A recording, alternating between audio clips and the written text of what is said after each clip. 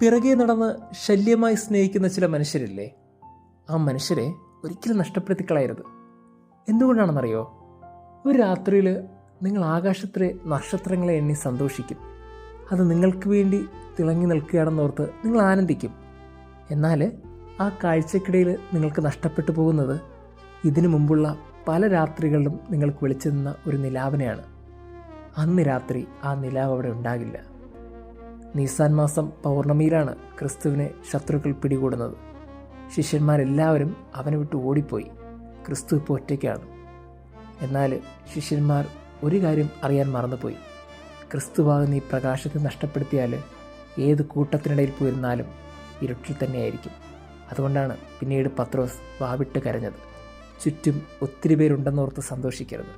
ആരോ ഒരാൾ നഷ്ടപ്പെട്ടാൽ പിന്നീട് നമ്മളറിയാതെ നമ്മൾ ഇരുട്ടിലാകും.